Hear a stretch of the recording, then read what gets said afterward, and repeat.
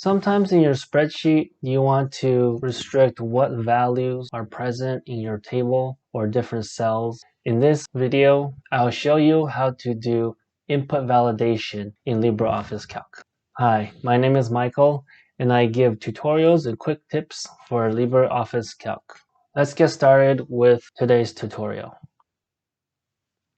So here I have a simple header for number in column B and letters in column C. I'll go ahead and set up data validation for both columns. All we have to do is select the cells or columns that we want to apply the validation for. So I'll go ahead and select column B and click in the menu Data and choose Validity.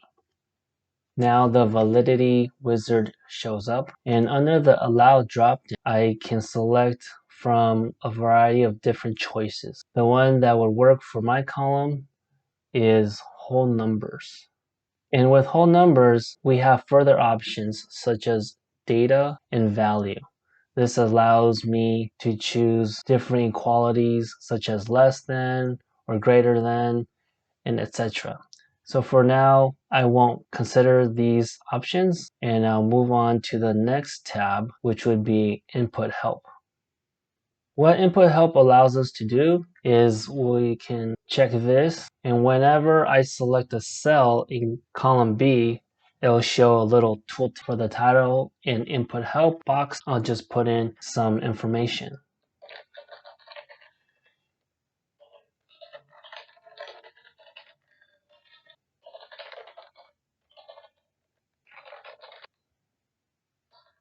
And in the next tab is the error alert.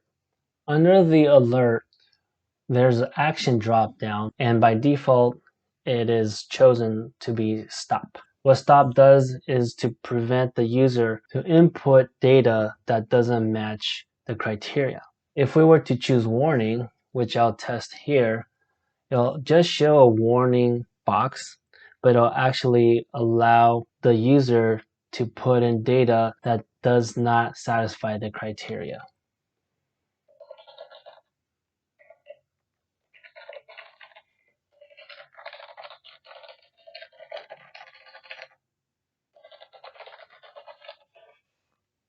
So let's test this out, and I'll click on OK.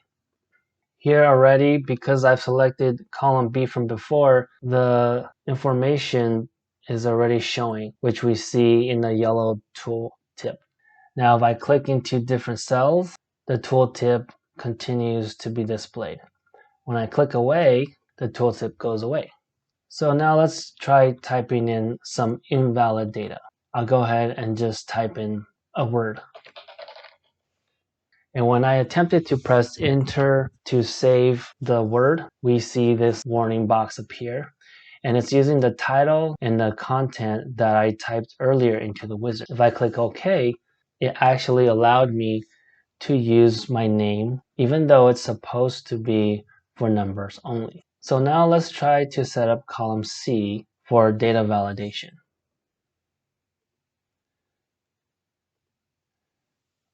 This time I want to actually, in the error alert, to use the action of stop. This will prevent me or other users of the spreadsheet from putting any information that does not satisfy the criteria.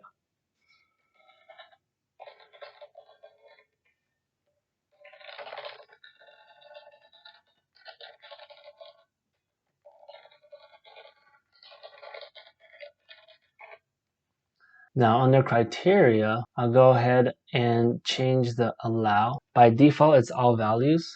Here specifically, I want to try out text length. And here, instead of data being an equal, I will say that it needs to be greater than, and the minimum will be 5. What this means is the criteria will look for any text, but it has to be at least 5 characters in length.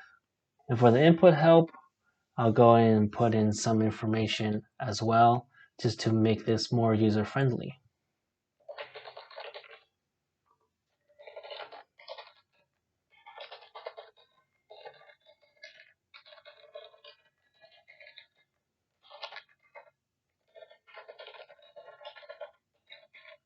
I'll click OK to set the validation. As we see in the tooltip, it's displaying the information that I've typed in. And let's test this out. I'll put in some word that's 5 characters or less. In this case, I typed in the word 5 and it only has 4 letters. So it's actually showing me a stop box and it's displaying the title and the message that I typed in earlier into the wizard. After I click OK, we see that it actually did not accept the word that I typed into. So let me try typing in another word that satisfied the criteria. So in this case, my name is over 5 characters in length and it took that word just fine. So there you have it. That's a quick tutorial on how to use data validation for input in LibreOffice Calc. One thing to note, however, is when you copy and paste data from other spreadsheets or other sources such as Notepad or a website, this data validation actually will not prevent you from doing that even if it doesn't satisfy the criteria. So just keep in mind that the data validation really only works when you're trying to type in the data directly into a cell. So I hope this helps. If you have any questions or comments, please feel free to leave them in the description below. And thank you for watching this video. I hope you have a great week. And as always, stay nifty.